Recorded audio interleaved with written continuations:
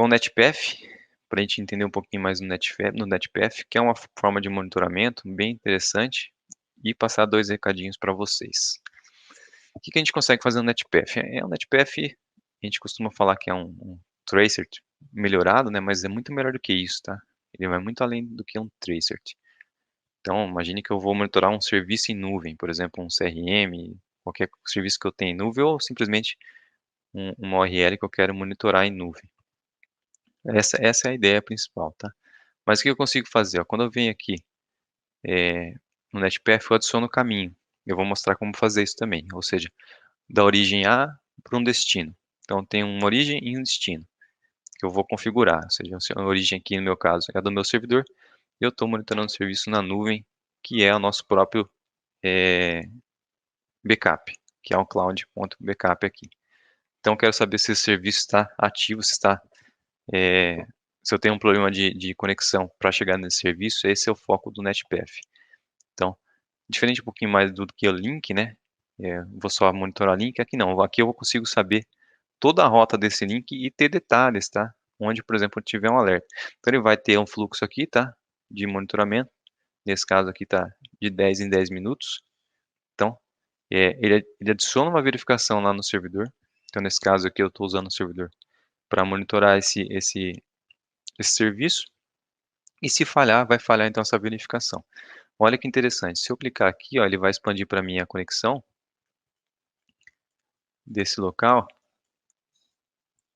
Deixa eu pegar aqui, que ele abriu bastante para mim agora.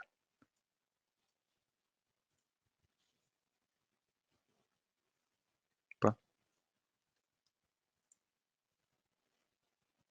E aqui eu tenho, por exemplo, ó, a conexão nesse ambiente aqui. Que ele está me trazendo 3 outras conexões. Ó. Se eu clicar aqui, ele me traz a informação, por exemplo, desse nó. Então, nesse nó aqui, ó, é da Telefônica. Então, imagine que eu cheguei aqui em determinado ponto, eu estou monitorando e estou vendo aqui que existe, por exemplo, perda de pacote ou latência alta, tá? Então, o alerta vai ser baseado nesse sentido. Se a latência está alta ou se existem perda de pacote. Perda de pacote acima de 40%, ele dá um alerta. Então, é esses 2 pontos que ele vai monitorar, ele vai trazer aqui informação para você, ó. Então, se houver uma falha nesse ponto aqui, por exemplo, né, o exemplo, é, ele vai mostrar para você a latência, já vai mostrar a falha, né, já vai estar em amarelo ou vermelho, depende da falha, e vai mostrar para você o provedor aqui, ó. Então, nesse caso aqui é a propriedade da Telefônica, mostrando o prefixo aí também. Tem até um telefone de contato, olha que interessante, para que você possa fazer acionamento e e-mail, tá? Mas o foco do NetPath é fazer esse monitoramento de serviço. Então, quando você for adicionar, ó, se eu vier aqui em criar novo caminho, o que você vai fazer? Eu vou usar um dispositivo aqui como referência, tá? Então, vou pegar aqui só o exemplo, tá? Vou dar um avançar. Então, eu tenho um origem, que é um dispositivo, e através desse dispositivo eu vou chegar aí no nome de host, né? Ou no endereço de IP. Então, pode ser, por exemplo, uma URL, ou pode ser um IP. E o número da porta que eu quero monitorar.